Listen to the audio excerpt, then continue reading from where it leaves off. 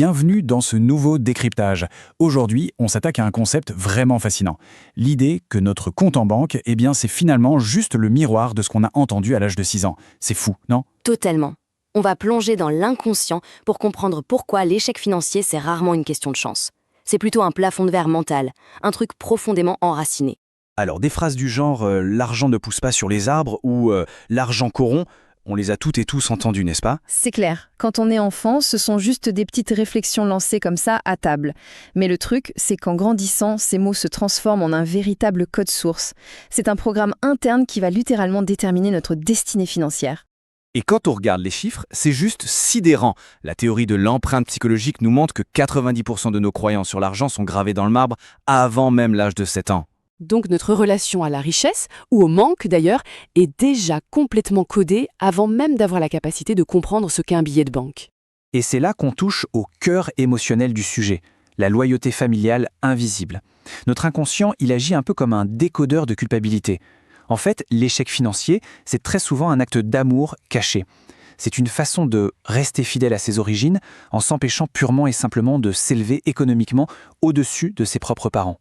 La vraie question, celle qui prend aux tripes, c'est de se demander si on commence à gagner beaucoup plus que ceux qui nous ont élevés, est-ce que c'est perçu comme une trahison sociale ? Est-ce qu'on fait toujours partie de la famille ? Cette peur, elle est viscérale et c'est elle qui pousse à l'autosabotage juste pour garder sa place dans la tribu. Bon, plongeons-nous là-dedans, parce que la psychologie seule, ça n'explique pas tout. Il faut aussi regarder les choses en face et quitter un instant l'émotionnel pour les réalités systémiques pures et dures. Celles qui maintiennent 95% de la population bloquée, comme dans un véritable verrou financier. Et pour bien comprendre ça, il faut absolument parler de l'étude de Harvard, menée par Sandil Molenathan sur l'effet de pénurie. Ce que ça montre, avec beaucoup d'empathie d'ailleurs, c'est que la pauvreté n'a absolument rien à voir avec un manque d'intelligence. Pas du tout. C'est en réalité un vol littéral de notre bande passante mentale. Les données sont hyper claires.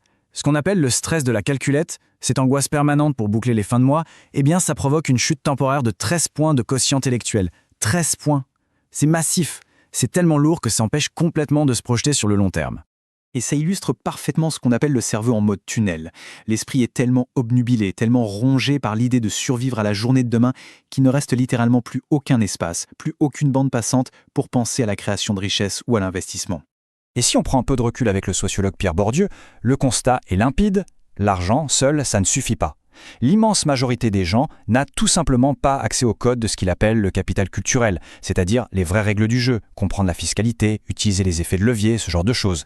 Bourdieu observe de manière très analytique que nos institutions, et l'école en premier lieu, fonctionnent souvent pour reproduire les classes sociales. Oui, en fait, en valorisant surtout l'obéissance, le système est une véritable fabrique à employer. Il forme d'excellents outils, des salariés dociles, mais certainement pas des gestionnaires ou des investisseurs dotés d'une vraie autonomie financière.